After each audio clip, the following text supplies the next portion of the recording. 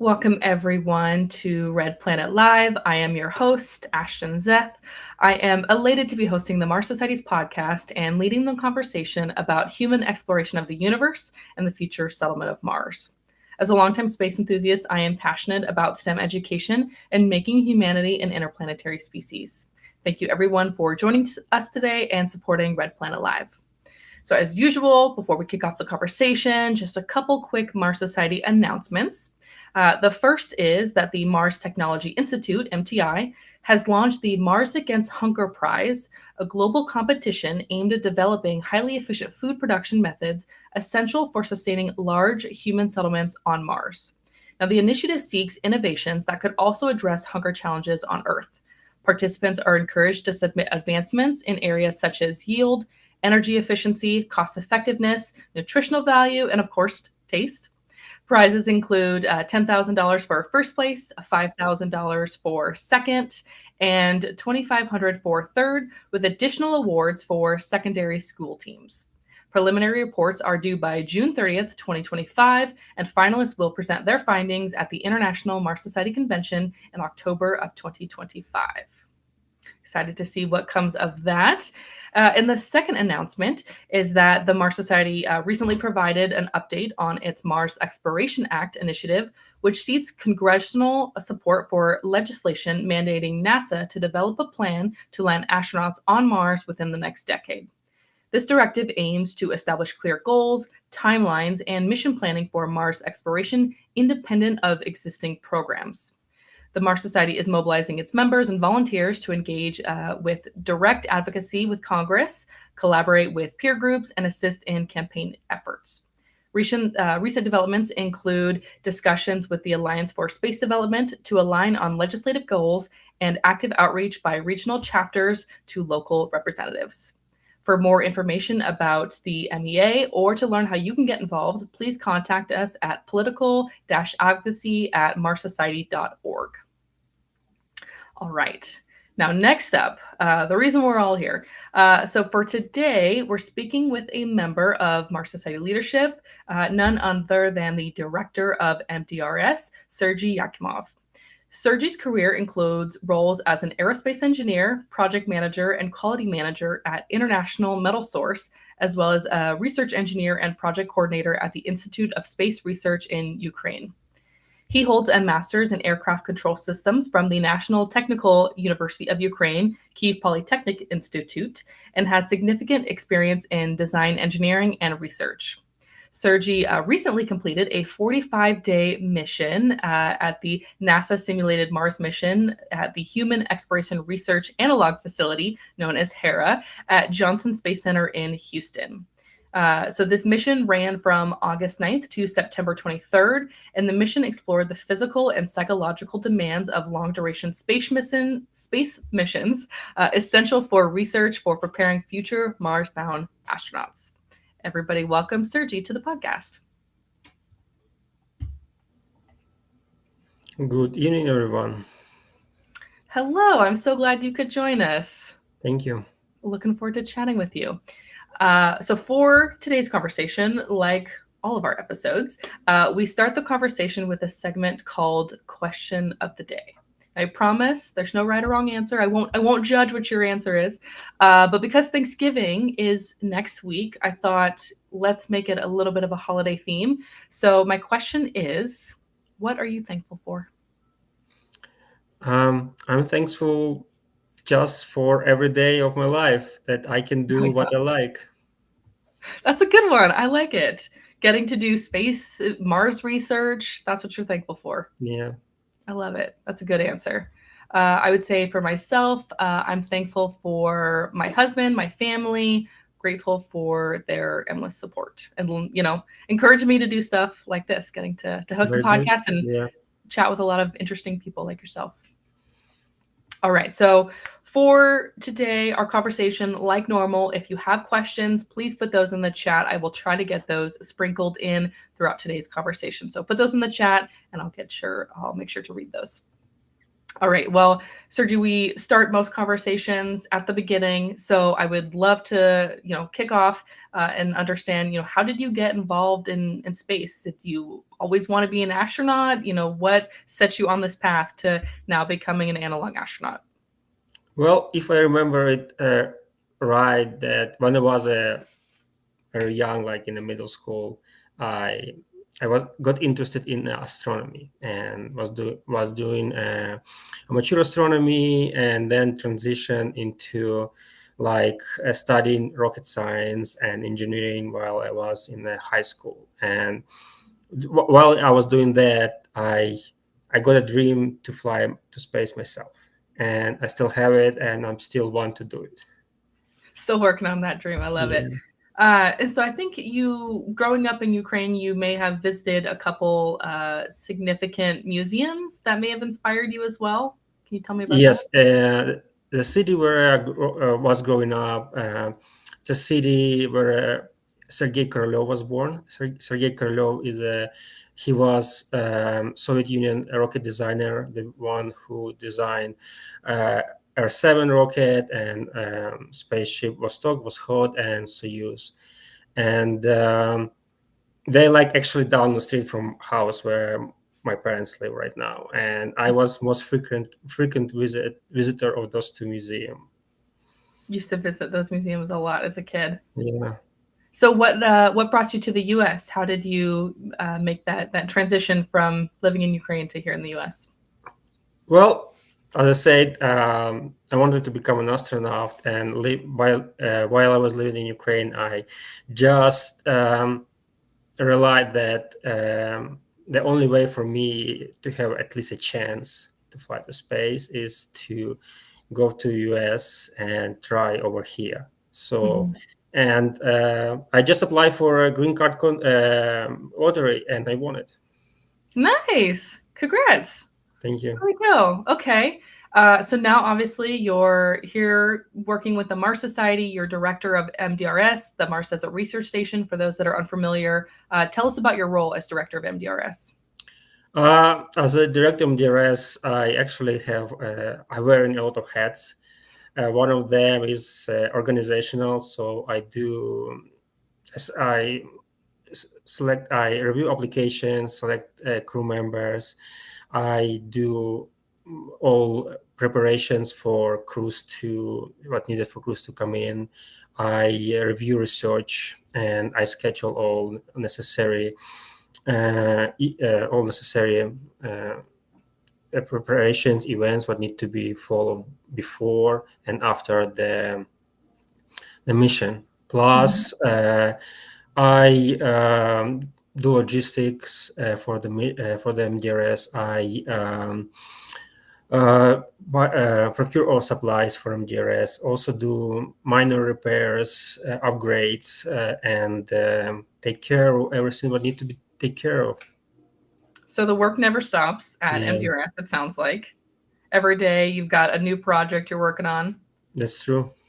How does the typical analog astronaut season look like? So are you there year round? Are you only there part of the year? There just when crews aren't there? What does that schedule kind of look like for you? The season typically starts around end of September, beginning of October, with about 1 2 weeks of work party. Work party it's an event where we do clean up, refits, and other preparations and the stock of the station. So we're ready to receive crews, and it continues until end of May.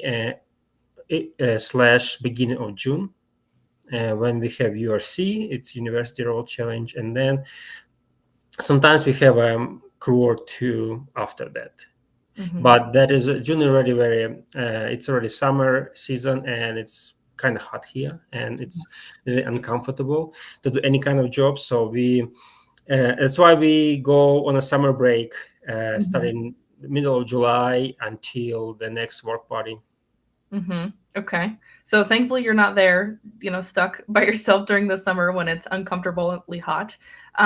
So you mentioned that you review applications.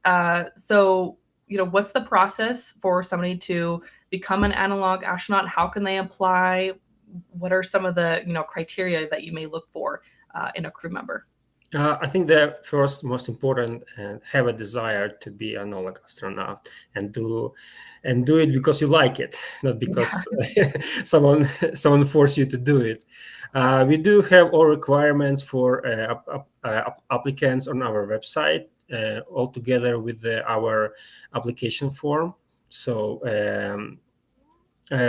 those requirements, they describe basics what we need to see from applicants. For example, can you cook? Can you do fix simple like screw fastener in the wall and something like this? Can you describe via voice communication to mission support what the problem is? Can you be in this kind of environment for 2 weeks and work and do other types of activities, something like this? Mm-hmm. What would you say, to those people, maybe like myself, that are interested in going on an analog mission, but are just worried that, hey, like I'm not an engineer, I'm not a scientist, I'm not a doctor. I mean, maybe I know basic first aid, but what would you say to somebody like myself that's interested, but is maybe nervous that I'm not qualified or I'm not the type of person that should do this? First of all, we are not so strict like NASA, so you don't have to be engineer, doctor, or scientist to apply. We do accept applications for example, to do journalist work, like a crew journalist. You can be greenhouse officer just to take care of our greenhouse, and you can be just crew specialist and help your crewmates to run their own science. So just apply and put as much details about yourself as you can. So and let us pick you. Let us pick you. Okay, I like that advice. What if I'm somebody that I'm an individual? I know that I've had the opportunity to interview others that came in as a crew, like the crew from the Aerospace Corporation. They all work for the same company. Some of them knew each other. They came in together as a crew. What about somebody like myself that I'm an individual? Do I have to come in with a group, or can I apply as a single person? And how would I get matched up with potential crew? Not necessarily. We do accept applications from individuals. So, and we assemble crew. We do it once or twice per season. Depends how much good applications we have. And you apply. You describe what kind of role you want to fill based on your experience and your liking. And we will assemble crew with other individuals who can fill other crew positions. Mm-hmm. Okay. I think when people think about living in a small, confined space with baby strangers, people they don't know, that gives them a little bit of anxiety. Can you talk to kind of that psychological part of it for those that maybe are interested, but like, oh, I couldn't live in a small space with strangers that I don't know. How do you kind of work through that initial anxiety of going on an analog mission with people you don't know? No, first of all, you're not gonna see those people first time in your life when you arrive here. So we do know, we do let you know way in advance who is your crewmate, and we do encourage to meet frequently via Zoom, if possible, in person, and just get to know each other and talk about your mission, what kind of project everyone is going to do, and how other crew members can or willing to contribute in others' research. Mm-hmm. Okay. I know when I've had the opportunity to talk to other crews, either that were at FMARS, Flashline, or at MDRS, they were talking about their level of simulation. So were they going to fully go into simulation and again act like they're on Mars? So whenever they go out, they're in their suit. When they're communicating with mission control, they've got that delay on like the Discord server, for example. Does each crew determine like their level of simulation? Are they going to act like, okay, I'm really here on Mars, or are they kind of going to like let some of those things maybe slip, like, oh, I'm going to go outside and not have a suit on? We do not encourage the things like break of simulation for any unnecessary reason. For example, only in case of an emergency, if necessary. So our rules advise for everyone to take it seriously Mhm. and run as much rigorous simulation as it possible. Okay. Okay. And it's typically like 1 to 2 weeks, right? Typically, it's 2 weeks, but we also can run 1 week if we have a crew who wants to be 1 week in a simulation. Okay. And then what would be considered like a successful mission? I would say a successful mission if you go in the simulation from beginning to the start, you do not break it for uh, any other reason except emergency, and you happy in the end. Uh, Okay.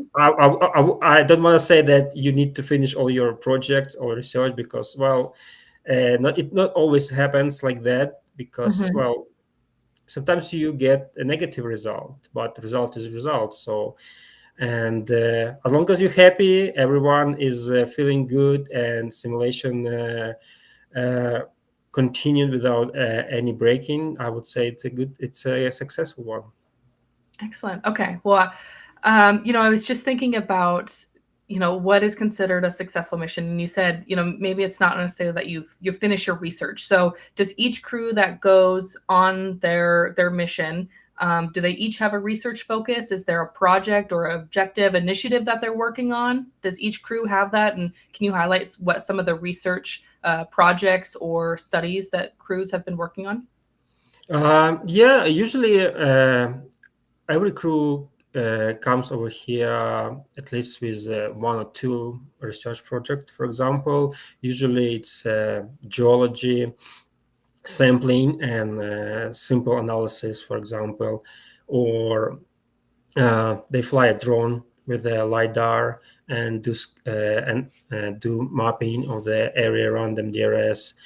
They also can do a lot of students do human factor research. So they bring IRB, approved research with IRB. They may wear wearables like active watch kind of equipment. They can do a lot of questionnaires to figure out like state of the of crew members during the mission. There are also astronomy projects. You can be, if you co astronomer, you can run astronomy like solar astronomy, do picture sun every day, or do astrophotography every night, for example. Hmm. Okay. So most crews have some goal, something that research they're trying to study or accomplish while they're there. Yes. Even the crews that come in as individuals, maybe if they're not like a prearranged group, those that come in as individuals may determine their goals or objectives. Um, Usually, yes. Okay. When we bring the crew that we assemble from individuals, they some at least a couple people have some kind of project, not necessarily a science project, maybe engineering project, or uh, maybe they do write or film something like documentary movie, or they write articles for some newspapers. Mm-hmm. Mm-hmm. Okay. And I think we have a couple pictures. So I'm gonna show some pictures on the screen, and then if you just like talk through what we're looking at, we can get audience to view some of these. So let me pull a couple of these up here. It's gonna take just a second. All Yeah. right. So what are we Yeah. looking at here? This is a view from our solar array toward the science dome, main habitat, and the tunnel system between those buildings. So is the solar power, is that the primary source of power energy that MDRS uses? Um, it's supposed to be, but our unfortunately our system is old and it's aging. So most of the time, currently we run a generator. On January. Okay. Yeah. All right. Let's see a couple more of these. This is a picture what I took this morning. This is how a station looks right now, actually. Yeah, all Okay. ready for the So season. where are you sitting right now? You took this morning. You're inside MDRS right now. Where are you I, sitting? inside the main habitat. It's a two-story building in the middle of the picture. It looks Okay. like a lander, which it's supposed to be. And this is what first lands on Mars, and it has all systems necessary to run Mars expedition or Mars simulation. Okay. Let's see a couple others here. This is viewed to our RAM. It's our workshop where we do like simple repairs, and it's on the left, and on the right is still same our main habitat. How big is roughly the main habitat here? It's about 26 feet diameter, Mm-hmm. and I would say uh, two plus story building. It's the height of the ceiling. It's normal. I would say households height. So on the first floor, it's enough space to have storage for spacesuits, a little area for workout, area to dress up in spacesuits. We have shower, we have restroom, we have a first aid station, and two airlocks. On the upper deck, we have it's mainly a living area. It's a full size kitchen. Mm-hmm. Area where people can just hang out with the like soft couches and big table, and six crew quarters, and plus one on in the loft, like just I would say it's half because you can only sleep in that crew quarters. Uh-huh. uh, this is our this is RAM from inside. So it is built of a body of Chinook helicopter. That's why it looks like that from Hmm. inside. And that you said Chinook helicopter? Yeah. Oh wow. Okay. Let's see what other ones we got here. So what are we looking at now? This is a lower deck of the main habitat. We're looking in the middle. It's an engineering airlock. It goes. You can go outside in the tunnel system via that airlock. On the left, you can see a couple spacesuits at the charging station. And on the right, it's just some tables, chairs where people can do work or get ready for EVA.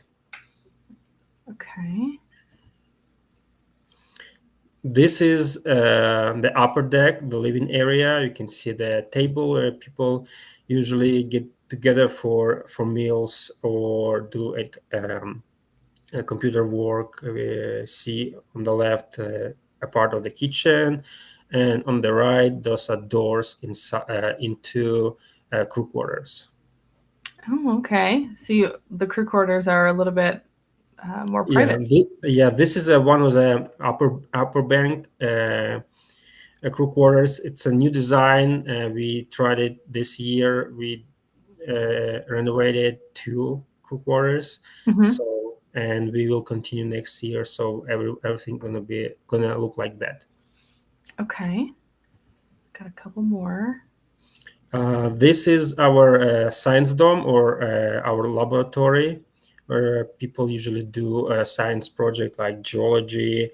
If human factor requires to do some kind of sampling, also if need to be like biology samples from outside need to be explored or need to be checked. We have a microscope and we have other basic lab equipment for that. Okay. That's pretty cool. I like that view right there on the right-hand side, seeing out into the desert. Okay, let's see. We got a couple more here. This picture is from the green hub. Those are microgreens, and I'll tell you that this is the first time in my life when I started greenhouse myself. So I'm didn't have any kind of experience before, but it turns out it worked out. So everything is doing pretty well. So what is it being grown in? Is it like the Mars regolith that it's No, being it's grown in? regular Miracle No, Grow from Home just normal Depot. dirt. Okay. Yeah. Okay. Let's see. There might be a couple more here. Other No, things you're our growing? carrots. Carrots? Yeah. Okay. So like the carrots here, are these used during crew mission? Are they eaten by the crew members that are staying at MDRS? Yes, they are primarily for crew members, so they can eat it, and they also only as a supplements for that food what they have in the habitat. Because main food it's a freeze dry or shelf stable. Okay. Yeah, we're gonna have to talk more about what the food situation like. I'm sure everybody wonders about that. Okay, we got another one here. Something else that you're growing? Yeah, on the left we have cucumbers, and on the right we have tomatoes. Tomatoes. Okay, they're coming in there. And I think we got one more. All right, what are we looking in this last one? Over here we see ram close by with our four Polaris Rangers EVs, what we use as exploration rovers. Mm-hmm. And also you can see cool signs, reserve parking for analog astronauts only. Oh, I love that. Okay, we're gonna have to get one of those for our next parking spot. Okay, so you were talking about the food. So things that are shelf stable, freeze dried, and then you've got some of the vegetables that you're growing. I'm sure everybody that, whatever, thinking to themselves, would I ever want to go on an analog mission? They're thinking to themselves, I don't want to give up like my normal food, the things that I make at home. So what's the food situation like? Do you get to bring a lot of food with you? Is there not much fresh stuff other than what's grown in the greenhouse? Well, um, how should I say that? We do not encourage to bring a lot of food with you because, well, you won't be able to bring your own food to space expedition or Mars expedition. But if you really, if you have some kind of dietary restrictions and you need specific food, but we unable to supply, there is no problem with that. You can bring it with you. Okay, so you could bring a couple, snacks if you needed it. Yeah. Okay. Okay. Well, those are most of those pictures. Yeah, thank you for taking those and sharing a couple of those pictures. Of course, want to talk about your experience with the Hera mission. So, Mhm. can you tell us a little bit about what that experience was like, what the objective of the mission was? Well, the in few words, the my impression it's like living in a spacecraft, but with the Earth's gravity. So it was really cool experience, very different from MDRS and very different type of mission and simulation. So um, the main objective it's study crew dynamics. Basically, they recreate a lifestyle on board of a spacecraft or space station, and they just want you to get tired, frustrated, whatever astronauts do on ISS, and just get data uh, about your state when you get tired and frustrated. Okay, so got that human factor piece of this mission. Yeah. So how long did it run? Was it? It was just over a month. Yeah, it was Well, 45 days, 1.5 months, and it basically simulated a mission to Mars, starting with the launch from Earth, then flying to Mars, being on Mars for some period of time, and coming back. Okay, so the mission was not like you were living on the surface of Mars, but you were in a spaceship on the way to travel to a body like Mars. Yes. Okay. Okay. So could you see while you were in the facility? Could you see out? Was there any sort of digital images of what you might see while you were traveling in a Yeah, spacecraft? we had virtual windows, and we've been seeing like pictures from outer space, how they're supposed to look if, for example, we're between Mars and Earth, or we're on Mars, or Mm-hmm. something like this. Yeah, it was very interesting, very different from what we used to see here as well. Yeah. Mm-hmm. Okay. Maybe you can't share all the details, but it sounds like there may be some presentation of results of the experience and the study. But can you highlight some of the differences between MDRS and the Hera analog programs? Yeah, I would say that.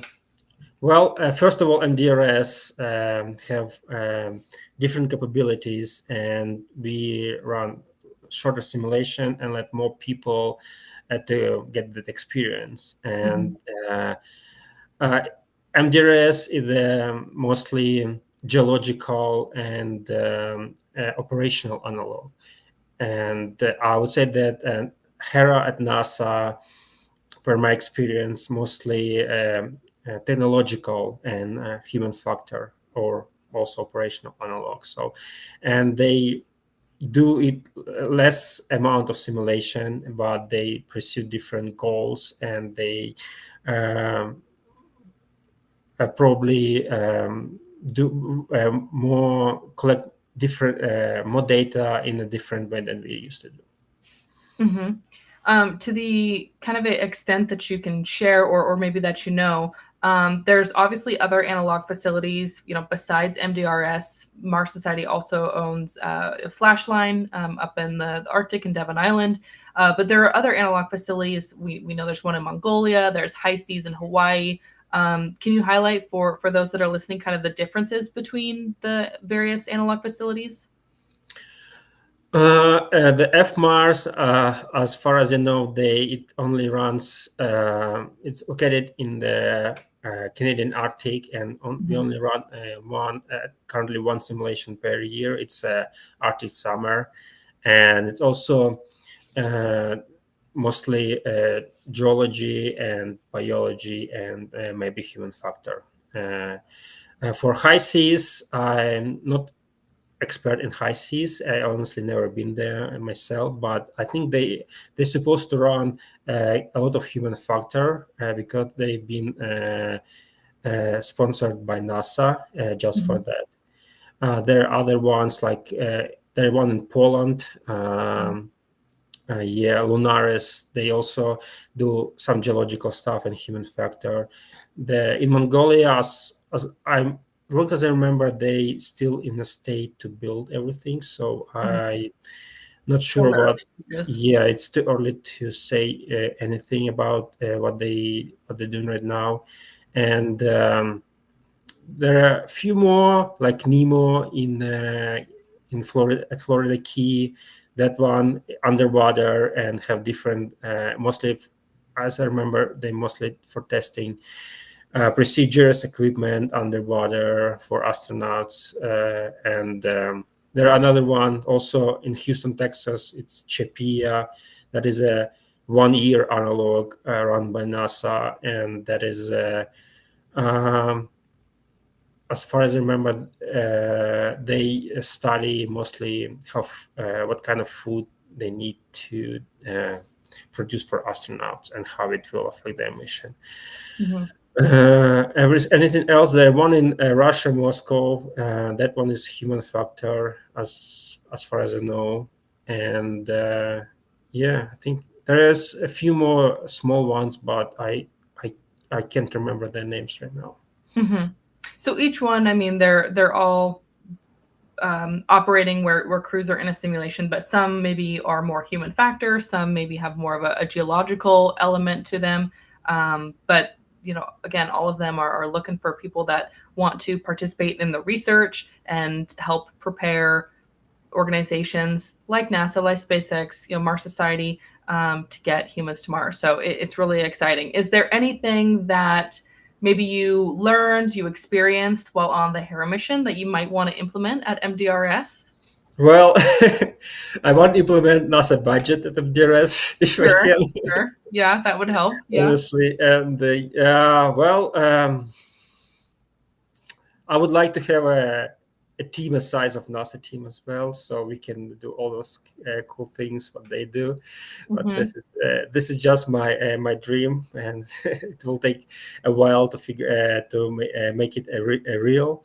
And what else?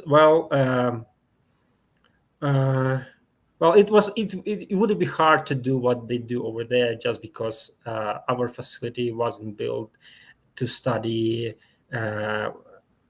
what NASA studied trying to like implement. For example, if they simulate flying in space, we won't be able to simulate it here at Mm-hmm. MDRS with that equipment what we have right now. We will need to build different simulator and like without window and do also virtual windows and maybe pretend that that is a like a capsule that flies from Earth to Mars, something like this. Mm-hmm. That Okay. would that would be cool to do it here as well. Yeah. Let's see. For example, like astronauts that are aboard the International Space Station, they spend part of their day maintaining, repairing the ISS, and another part of their day they're exercising. They're trying to, maintain their bone and their muscles.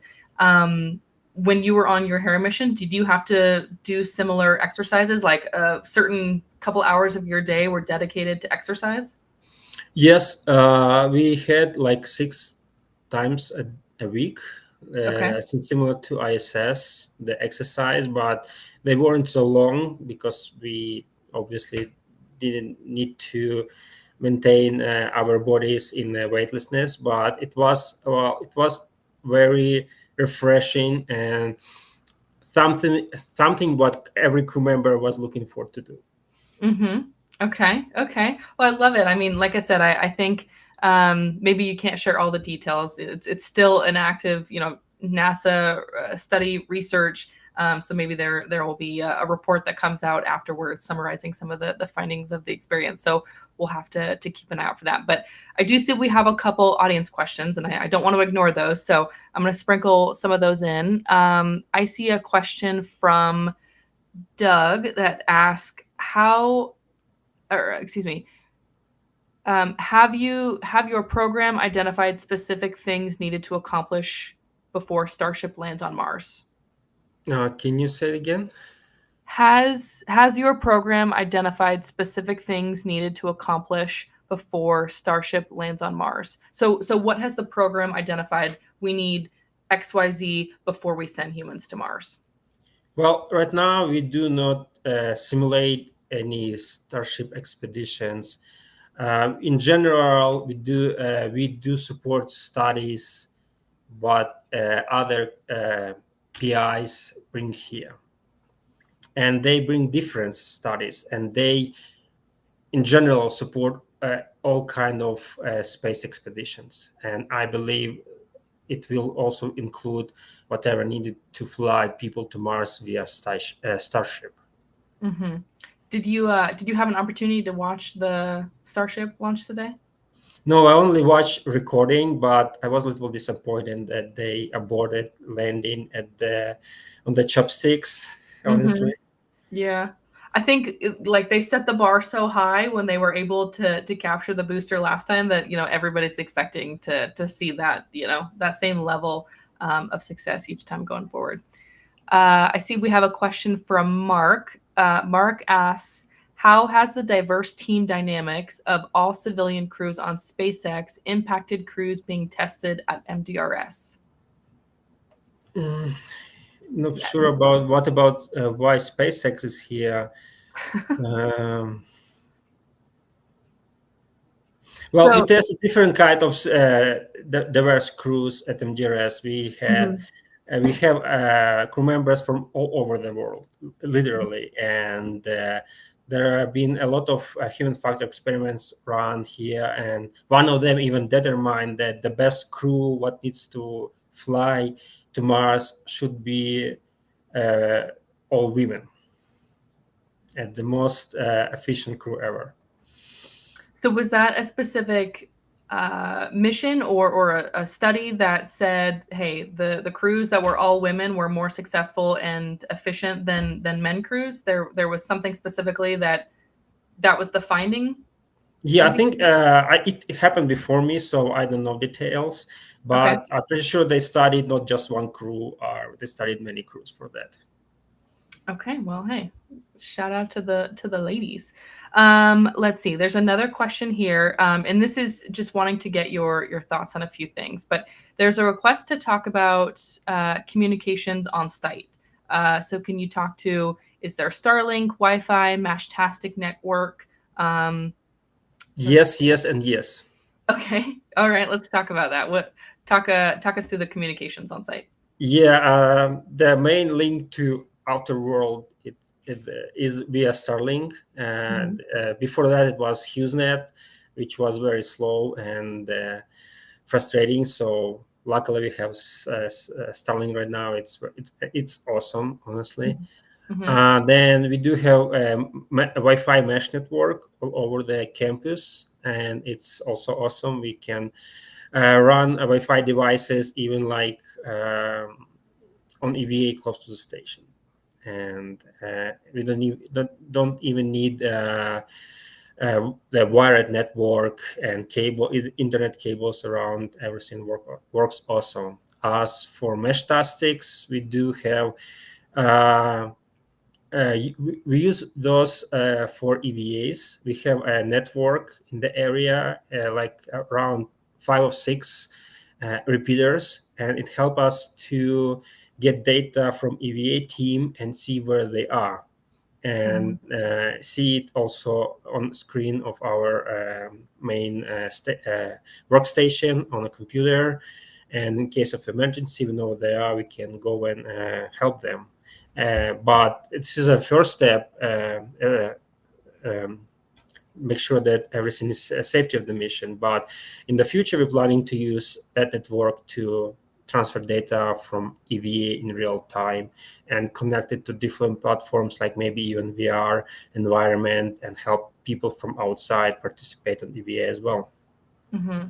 Shout out to the EVA Link team that's been working on that. I get to see kind Yeah. of some of what they're doing behind the scenes as well. So shout out to that crew. I'm sure some of you are listening right now. So I see we have another question here about so just what is your day to day look like? Well, so you're at MDRS right now, obviously. What are you working on like today? You're doing projects around the HAB. What are you working on a Yeah. day? Well, usually my first half of a day, it's I would say work outside. I have a Outside. to-do list. I go and do whatever I can do outside, whatever it's not too cold to do any kind of job. So, for example, Mhm. today I finished setting up new signs at the viewing area at the road, so people do not trespass to the station. So last years we had a lot of problems with trespassers, so we decided to put more signs. So Okay. this is what I've been doing.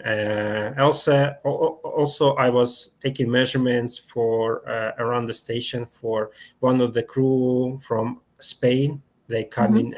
in next year, so they needed some measurements for their equipment, and also um, taking care of green hub. All those plants need to be watered every day as well, and taking care of our power system. I Mhm. need to physically go turn off, turn on generator, switch from solar to generator, and stuff like that. And then after it's done, I go and do my I would say online part of my job, and check my emails, answer all of them, and make sure that I provide all necessary information and schedule for everything for incoming crew what needs to be done. Okay. So it sounds like a busy day constantly. There's always something Yeah. new to work on. I see we have another question here. What is the process of submitting a research proposal to collect human factors data? That's a good one. First of all, you need an IRB approval. It's Institutional Review Board, Mm-hmm. and it's usually easier to do if you belong to some, if you student or you belong to some kind of institution.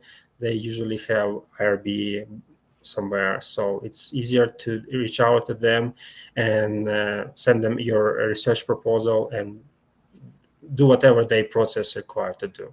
And Mm-hmm. for when it is this step is done, you send us your um, research, just research summary and that approved IRB, so we can also review it and make sure that everything done properly. Mm-hmm.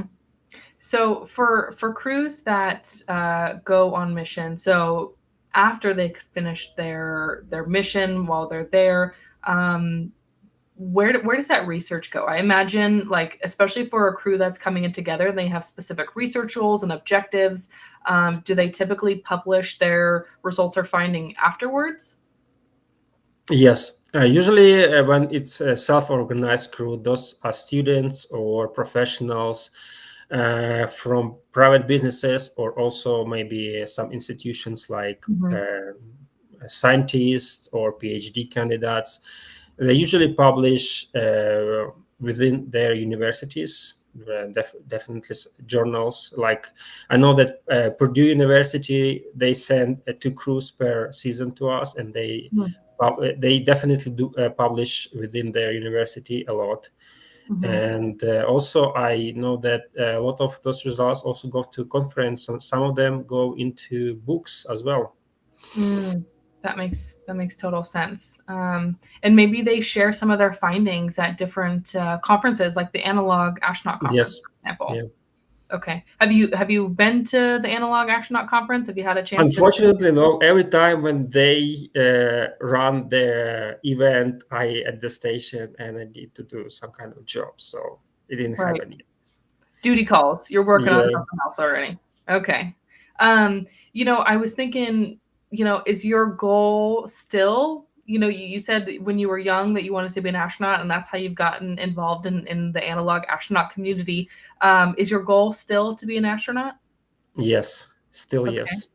Okay, well, I think I said this to another guest we had before, but we've had a couple podcast guests that have come on the show and since become astronauts, like Emily Calandrelli. She's launching this Friday with Blue Origin, Mhm.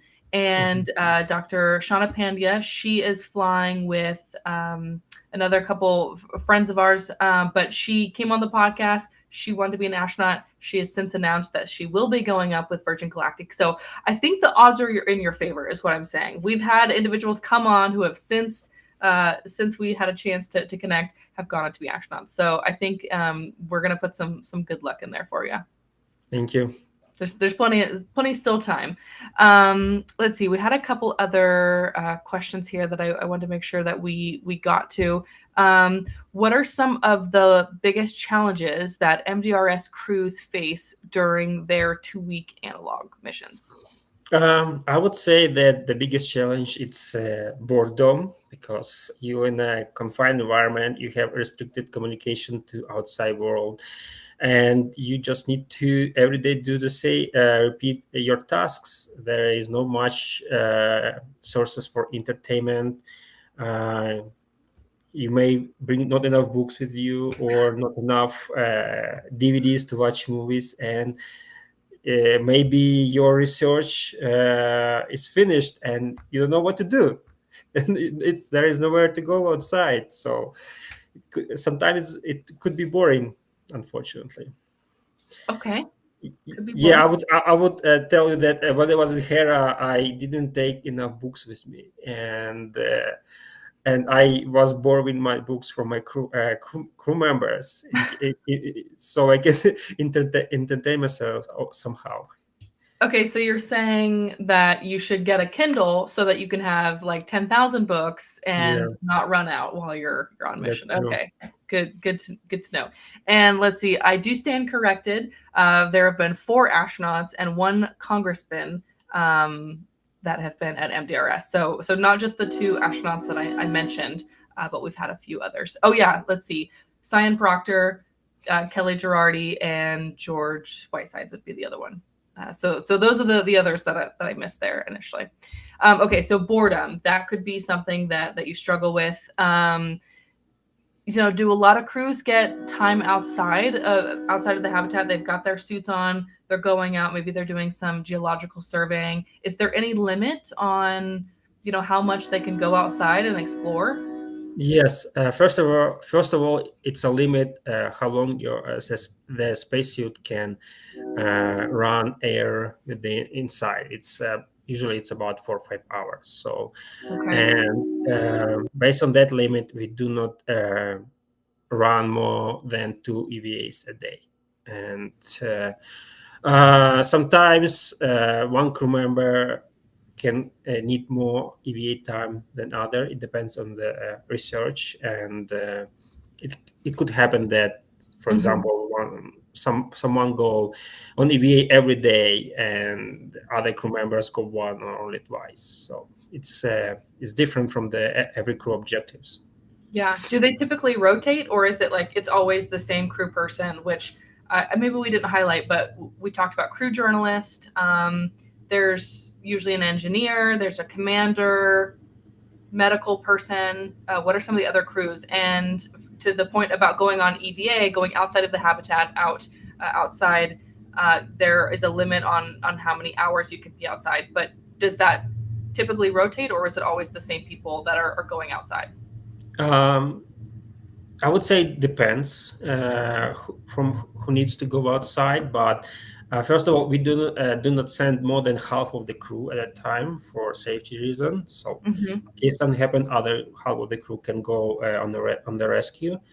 And also, there are also not necessarily EVA could be done for science. We also allow people to go on exploration EVA just to take a walk and take pictures as well. So, and I would say I would encourage every crew to rotate crew members for those exploration EVA, so everyone can get a similar experience.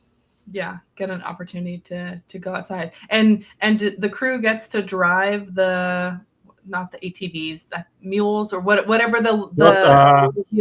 Polaris Rangers, we call it just rovers. Just rovers. Okay, that makes sense. Rovers, Mars, that totally makes sense. Okay, so the crews get to drive in the rovers as well. Yeah, if crew member has a driver license and they know how to drive vehicles and also to drive anything like a vehicle on the BLM land, they also need to obtain its OHV certification. It's basically it's a forced free educational program from Utah government, so people can get educated how to behave on the BLM land. Interesting. Okay, so there's another requirement. Maybe have a driver's license. For those that are thinking about applying, are there any skills that might be necessary? Like for myself, again, I'm not an engineer, I'm not a doctor, I'm not a scientist. What are some things that I could do to help prepare myself for a future analog mission? Those are probably simple requirements. It's good to know how to cook, so because there are a lot of people need to eat. How to clean big facilities, at least house, for example. Have to maintain a simple garden. Or if you like social medias, and you can be, for example, crew journalist and write articles every day and take pictures. If you like to do household repairs, it should be enough to qualify you as a crew engineer, because, well, not much repairs happens here, and that experience should be enough to be an engineer on the Mars simulated mission at MDRS. Also, outdoor experience is encouraged, so because everything is happening here is outdoor in a remote location. So if you like go on a hike, backpacking, or camp, or do camping, that experience is also welcomed, and and if you have it, you're most likely going to be on the top of the candidate list. Okay. Well, I think I'm gonna work on my maybe refresh my first aid skills and maybe CPR if I needed it. I know I'm really good at puzzles, and I like to put together, IKEA furniture if I have to assemble something. I like to be able to follow all the instructions and make something beautiful at the end. So maybe I'll put that on my application that I can build some furniture if I needed to. Yeah. That would qualify me. So what's next for you? I mean, obviously you're at MDRS, you completed your Hera mission. What do you want to accomplish next? First of all, I want to finish this season successfully, and without any kind of emergencies. No And emergencies. it's already time to start review applications for the next season. So I encourage people to apply for next operational season, which starts in October 2025. And we need you here, so please apply. And we'll see. Well, there are a lot of opportunities for different simulations, so I just need to look around and see what is interesting and where I can apply. Okay, I think we're sharing it right now. So if you go to the Mars Society website, the link is mdrs.marssociety.org/apply to become a crew member. You can see the application is right there on that page. You can apply to become a member, either as an individual or if you have a self-assembled crew, you can apply. But there are opportunities. Are there still opportunities for this season right now, or are you already planning for next year? Well, we're mostly booked, and there may be one or two for self-organized crew, but not for individuals. Okay. Do you typically book like a year out? So, you're mostly booked for this season. So are you booking for? Yeah, we're trying to book 25? as much in advance as possible. So, Mhm.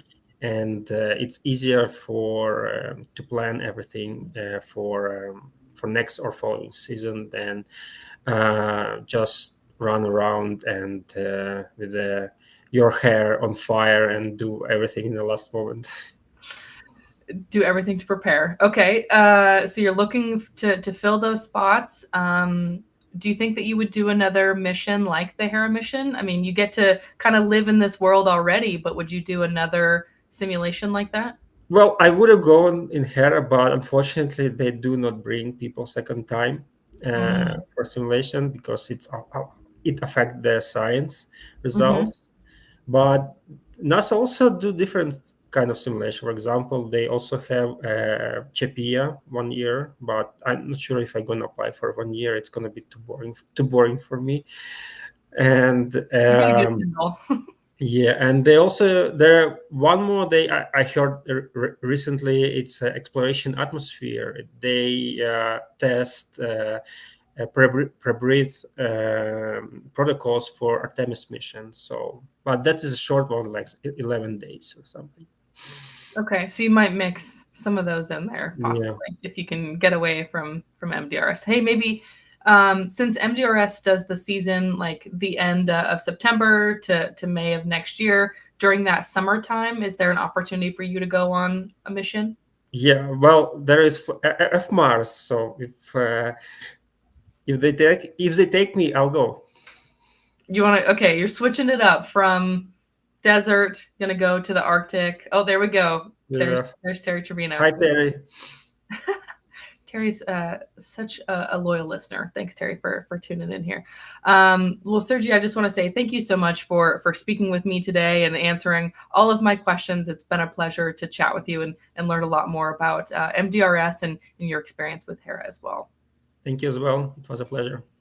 It's been great, and I want to make sure that I say special thank you to our executive director James Burke, our PR director Michael Stoltz, our friends at Liftport, Michael and Leah. Please stay safe. If you're in Western Washington the next 48 hours and you're going to be trying to hunker down and stay safe from the incoming storm, I hope you are staying safe inside. But again, we're going to wrap up today's show like we do every episode. You've heard me say it. I'm going to say it again. The best is yet to come. Have a great day, everybody. Thank you.